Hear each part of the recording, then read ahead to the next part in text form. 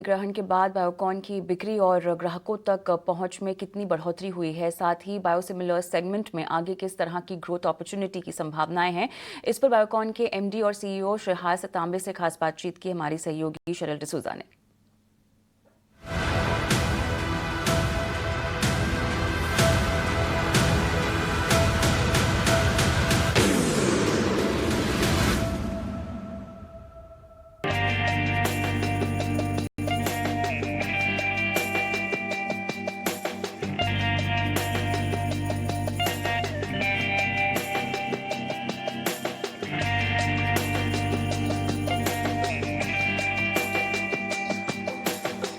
आज हम आए हैं बैंगलोर सिटी में और हम इंटरव्यू करेंगे बायोकॉन बायोलॉजिक्स के मैनेजमेंट के साथ। हमारे साथ जुड़े हैं श्रेहास तांबे जी, जो एमडी एंड सीईओ है बायोकॉन बायोलॉजिक्स से। Thank you so much sir for joining us on this very special edition of ET now on the go. First of all मुझे ये जानना था कि Biocon biologics it's among the top companies when you talk about biosimilars. How has this landscape changed? मतलब आपने बहुत सारे उतार चढ़ाव देखे रहेंगे ये एंटायर लैंडस्केप में।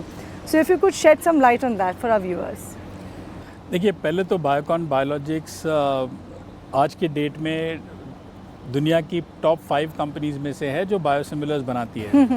हमारी सेल्स आज $1 बिलियन से ज़्यादा हो गई है और ये एक्विजिशन के बाद हुआ है। जो हमने विएट्रिस की एक्विजिशन करी थी 2022 में, उसके बाद हमारा जो बिज़नेस वो ग्रो हुआ है। पहले हम साइंस एंड ऑपरेशन, जिसको कहते हैं प्रोडक्ट R&D करना, मैन्युफैक्चर करना, इसमें हम लगे हुए थे और हमारा पार्टनरशिप हुआ करता था किसी और कंपनी के साथ जो प्रोडक्ट को कमर्शलाइज करके पेशेंट तक ले जाता था। अभी हमने जो एक्विजिशन किया है उसके बाद, ये 27,000 करोड़ का एक्विजिशन था, तो ये एक्विजिशन करने के बाद अभी हमारा प्रेजेंस 120 से भी ज़्यादा देशों में हो गया है और हमारी खुद की सेल्स फोर्स, हमारे सेल्स रिप्रेजेंटेटिव्स पेशेंट्स के साथ, डॉक्टर्स के साथ अलग अलग देशों में आज मौजूद है। तो हमारा बिज़नेस काफ़ी ट्रांसफॉर्म हो गया है। लैंडस्केप भी काफ़ी चेंज हुई है, क्योंकि ट्रीटमेंट में जो आज तक जो प्रोडक्ट्स यूज़ हुआ करते थे, जिसको स्मॉल मॉलिक्यूल्स कहा जाता है इन लैंग्वेज में, मेडिकल लैंग्वेज में, वो चेंज होके अभी बायोलॉजिक्स हो गया है, जिसके जेनेरिक ड्रग को बायोसिमिलर कहते हैं, जो बिज़नेस बायोकॉन बायोलॉजिक्स करती है। तो अगर 2023 को देखा जाए तो 10 में से 8 प्रोडक्ट बायोलॉजिक्स थे। तो जाहिर है कि ये जब प्रोडक्ट्स अपनी पैटेंट लाइफ को खो देंगे तो ये सारे प्रोडक्ट्स बायोसिमिलर्स बनेंगे। और जो 2023 से 2032 का जो टाइम फ्रेम है, अगर आप उसको देखोगे तो ऐसे 55 बायोलॉजिक्स है जो अपनी एक्सक्लूसिविटी को खोने वाले हैं। So they will be up to become a biosimilar। और ये बायोसिमिलर्स की अपॉर्चुनिटी जो है वो अगले 10 साल में काफ़ी ज़्यादा होने वाली है। जो अब तक $30 बिलियन थी, अगले 10 साल में ये $150 बिलियन से भी ज़्यादा होने वाली है। राइट। तो आपने कहा कि आपकी कंपनी ने बहुत बड़ी माइलस्टोन भी अचीव की है, $1 बिलियन रेवेन्यू। ऑल्सो आपका जो प्रेजेंस है अबाउट ओवर 120 नेशंस में है। तो आप बता सकते हैं कि ये जो revenue contribution maximum from which region has it come, because you have a huge presence in US and Europe and emerging markets as well.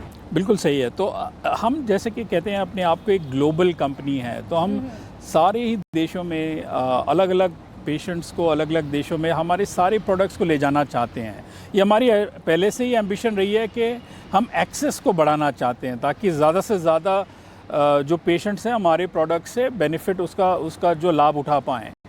तो अगर हम हमारा बिज़नेस को डिस्ट्रीब्यूशन अगर हमारा देखोगे तो बिफ़ोर एक्विजिशन और आफ्टर एक्विजिशन को अगर हम स्प्लिट करें तो बिफ़ोर एक्विजिशन ये लार्जली इमर्जिंग मार्केट फोकस था। 50% से ज़्यादा हमारा बिज़नेस इमर्जिंग मार्केट्स में हुआ करता था और US और यूरोप में लगभग 50% से थोड़ा सा कम हुआ करता था।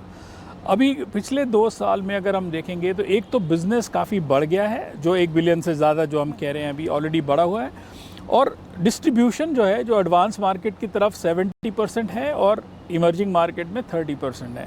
हालांकि जो इमर्जिंग मार्केट्स का 30% आज के डेट में वो 50% से ज़्यादा है, क्योंकि जो ओवरऑल बिज़नेस वो काफ़ी इंक्रीज़ हुआ है। राइट, बिजनेस इंक्रीज़ हुआ है। आपकी कंपनी को रिसेंटली अप्रूवल्स मिले हैं 2 बायोसिमिलर के, वेरी क्रूशल वन अगर आप देखें तो। एक है येसेंटेक and the other one is येसाफिली, if I am not mistaken. Yes, ये सारे ड्रग्स के नाम बहुत कॉम्प्लिकेटेड होते हैं, नहीं? आपने तो काफ़ी अच्छी तरह से नाम ले लिया। नहीं, पर इनको बनाने के लिए भी प्रोसेस बहुत डिफ़िकल्ट रहता है, right? So one is that. तो पहले आप बताएं कि how important are these 2 biosimilars, what how big is the market for that, और उसके बाद हम बात करेंगे कि ये सब बनाने के लिए वो R&D फैसिलिटी एंड इन्वेस्टमेंट क्या लगता है करके। पहले तो मैं आपको बता दूं कि बायोकॉन बायोलॉजिक्स जिन क्षेत्रों में काम करता है, वो जिनको मेडिकल लैंग्वेज में डेबिलिटेटिंग डिसीजेस कहा जाता है, जो नॉर्मल डिसीजेस से अलग होती है, जो कि डायबिटीज़ हो, कैंसर हो या इम्यूनोलॉजी डिसीज़ हो, जो काफ़ी हद तक पेशेंट से ज़्यादा पूरी फैमिली को ही धोखा दे सकती है, बिकॉज़ उसकी कॉस्ट ज़्यादा होती है और काफ़ी केसेस में वो पेशेंट से ज़्यादा वो पूरी फैमिली अफोर्ड नहीं कर पाती। तो हमने जो भी प्रोडक्ट्स डेवलप करे हैं, हमेशा ऐसे थेरेपी एरियाज़ में हमने प्रयास किया है कि ये प्रोडक्ट्स उन पेशेंट्स तक पहुँचे जिनको सबसे ज़्यादा इसकी ज़रूरत हो। तो अभी जैसे आप कह रहे थे कि ये प्रोडक्ट्स की ये जो आपने 2 नाम लिए, येसाफिली और येसेंटेक, तो येसेंटेक जो प्रोडक्ट है वो इम्यूनोलॉजी स्पेस में है, जिसमें हम ऑलरेडी 2 प्रोडक्ट्स ला चुके हैं, और ये तीसरा प्रोडक्ट है जो हमारा इम्यूनोलॉजी पोर्टफोलियो काफ़ी स्ट्रॉन्ग बनाता है, और ये सारा ग्लोबल लॉन्च होगा। ये नहीं कि सिर्फ एक ही मार्केट में ये प्रोडक्ट आएगा, ये यूएस में भी आएगा, कनाडा में आएगा, कि अलग-अलग डेट्स में आएगा, ताकि हम लॉन्च को मैनेज कर पाएँ। बट 2025 में ज़्यादातर कंट्रीज़ में ये लॉन्च हो जाएगा।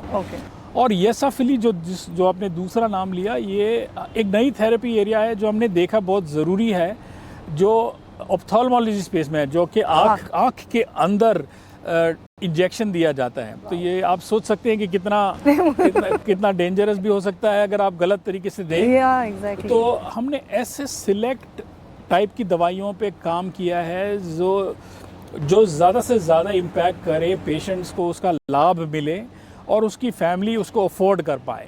तो ये येसाफिली जब लॉन्च होगा 2025 में, तो पेशेंट्स उसका भी लाभ उठा पाएंगे। राइट, अब ये जो आपने येसाफिली के बारे में बताया, वो सुन के ही मैं डर गई एक्चुअली।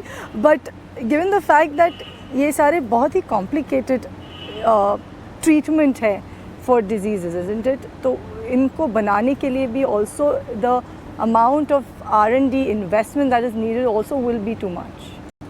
ये इसमें 2-3 चीज़ें हैं, आपने बहुत सही कहा शेरिल जी। अब इसमें 2 चीज़ें हैं। एक तो इसमें समय लगता है, क्योंकि ये प्रोडक्ट बनाना मुश्किल है, और दूसरे इसमें इन्वेस्टमेंट भी ज़्यादा लगती हैं। तो आपको दो तरीके से आपको वेट करना पड़ेगा। एक तो आपको प्रोडक्ट बनाने के लिए समय ज़्यादा लगेगा, और दूसरा आपको इन्वेस्टमेंट भी ज़्यादा लगेगी। आपको अगर थोड़ा सा एक कंपैरिजन दे दे, जो पैंडेमिक के दौरान जो सबसे ज़्यादा पॉपुलर हुई थी वो पिल थी डोलो।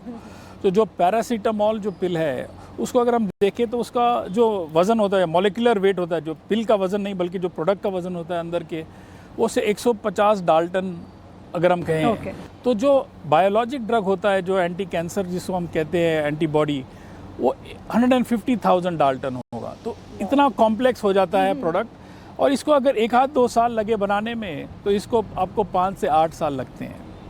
तो टाइम भी ज़्यादा लगता है, प्रोडक्ट भी कॉम्प्लेक्स है, और 1-8 मिलियन में अगर ये बन जाता है स्मॉल मॉलिक्यूल का प्रोडक्ट, तो आपको 150 या 100 या 150 मिलियन डॉलर लगते हैं बायोलॉजिक प्रोडक्ट बनाने में।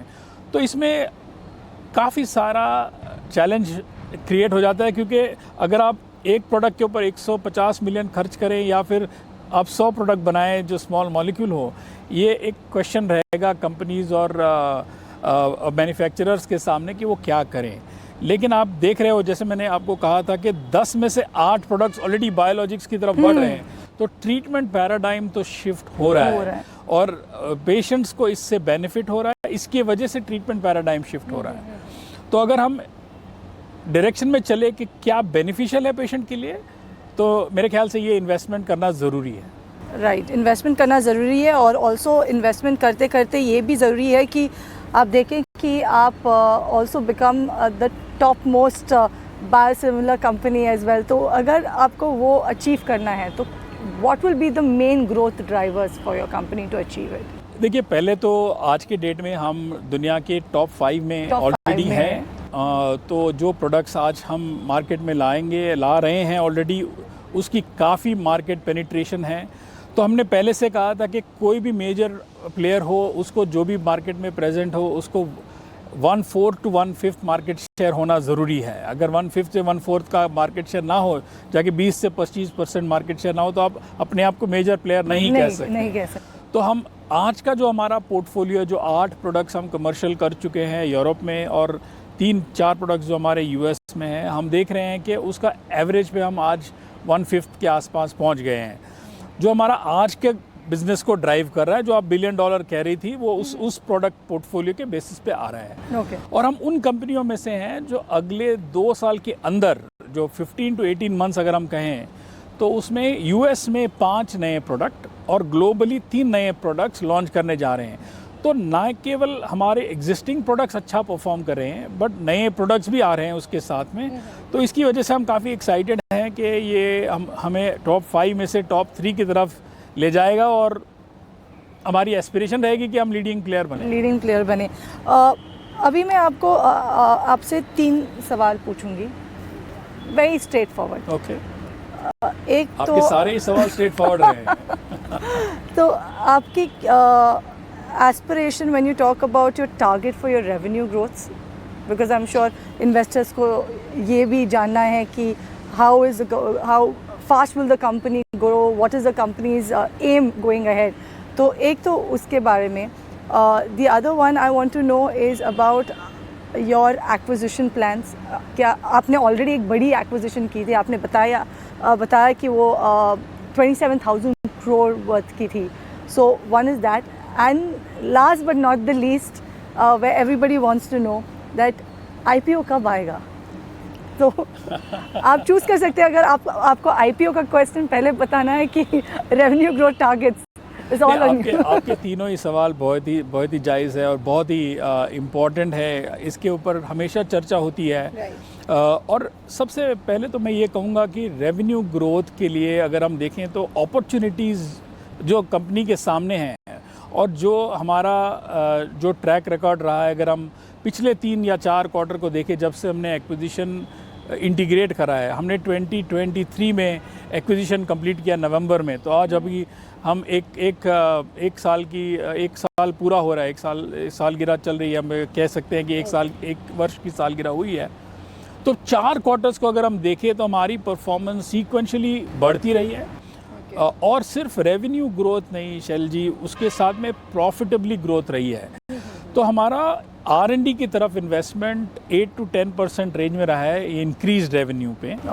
और उसके चलते हमारी EBITDA जो है, जो प्रॉफिटेबिलिटी का एक पैरामीटर बताते हैं, वो mid-20s की तरफ रही है, which is a very very strong performance. तो हमारी basic health of the business strong है। हम R&D पोर्टफोलियो में इन्वेस्ट किए जा रहे हैं ताकि हम आगे भी कंपेटिटिव रहें, और हमारा जो नेट EBITDA है वो हेल्दी रहा है, जिसकी वजह से हम आगे भी बिजनेस बढ़ा सकें। तो मेरे ख्याल से ये सबसे इम्पॉर्टेंट है कि हम ट्रैक रिकॉर्ड बनाएं, बिकॉज एक्विजिशन के बाद हम अगर 4 क्वार्टर कर चुके हैं तो आगे की डायरेक्शन देने से पहले देखा जाए कि ट्रैक रिकॉर्ड कैसा रहा है। और आगे डायरेक्शन देने के लिए सबसे इम्पॉर्टेंट चीज़ है कि प्रोडक्ट्स कितने ला रहे हैं, और हम आगे अच्छे प्रोडक्ट्स ला रहे हैं। इसलिए मैं रेवेन्यू का टारगेट देने की बजाय ये बताऊंगा कि अपॉर्चुनिटीज़ हमारी कितनी ज़्यादा हैं। तो मैं आपका डायरेक्ट नंबर्स पे तो रोक ठोक जवाब नहीं दूंगा, लेकिन मैंने आपको ये ज़रूर बता दिया कि आगे अपॉर्चुनिटीज़ काफ़ी अच्छी है, जिसकी वजह से हम एक्साइटेड हैं। आपका दूसरा सवाल था कि हम इस कंपनी को किस वक्त IPO में ले जाएंगे। तो ये सवाल तो काफ़ी बार उठा है, और इसमें मैं आपको थोड़ा सा बायोकॉन के बारे में बता दूं कि बायोकॉन की एक हिस्ट्री रही है कि इसने कई सारे बिजनेसेस को इंक्यूबेट करके अनलॉक किया है इन्वेस्टर्स के बेनिफिट के लिए। तो अगर मैं आपको बता दूं, 2004 में जब बायोकॉन लिमिटेड लिस्ट हुई थी, तो वो स्मॉल मॉलिक्यूल्स के बिजनेस को इंक्यूबेट किया गया था और वो लिस्ट हुई थी। उसके 11 साल बाद सिंजीन को जब हमने इंक्यूबेट करके लिस्ट किया था, वो भी $1 बिलियन की लिस्टिंग थी बायोकॉन लिमिटेड की तरह। अभी इसी साल में हमने हमारा नॉवल मॉलिक्यूल्स का बिजनेस लिस्ट किया बायोकॉन लिमिटेड का, जिसको बायकारा नाम जिसका था, और जो नैस्डैक पे लिस्ट हुआ है। ओके। और उसकी भी $1 बिलियन की लिस्टिंग हुई है। तो हमारी एक हिस्ट्री रही है कि हम बायोकॉन लिमिटेड जो है वो हमेशा से ही इंक्यूबेट करके ये नए नए बिजनेसेस को अनलॉक करके इन्वेस्टर्स की बेनिफिट की तरफ काम करता रहा है। और अभी बायोकॉन बायोलॉजिक्स की जब बारी आ रही है तो हमने पहले से ही कहा हुआ है कि हम इसको अनलॉक करेंगे। इसके लिए कुछ ड्राइवर्स जो हम कहते हैं कि ये कुछ चीज़ें होनी ज़रूरी है, उसमें सबसे इम्पॉर्टेंट चीज़ ये थी कि हमको डेट को मैनेज करना था, जो हम अभी बॉन्ड रेस के बाद कर चुके हैं। तो हमारा वो हैंडल हुआ है। हम अभी FDA अप्रूवल्स के साथ, मार्केट्स हमारी नई खुल गई है तो वो हो चुका। अब क्वेश्चन आएगा कि हमने जो प्रिजर्व, कंसोलिडेट और एक्सेलरेट की तरफ बढ़ रहे हैं, तो हम अभी तीसरे हमारे स्टेज में पहुँचे हैं। तो हम अभी आने वाले कुछ दिनों में या कुछ महीनों में आपको उसके बारे में भी बता देंगे कि कैसे हम मार्केट में हम अनलॉक की तरफ बढ़ेंगे।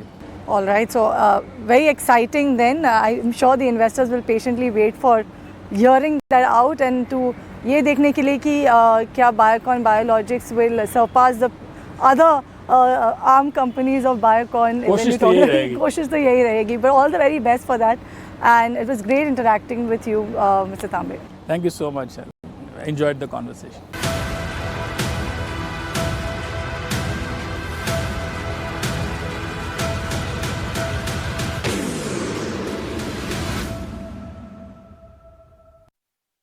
बदल रहा है भारत, आगे बढ़ रहा है भारत। उठाएं इस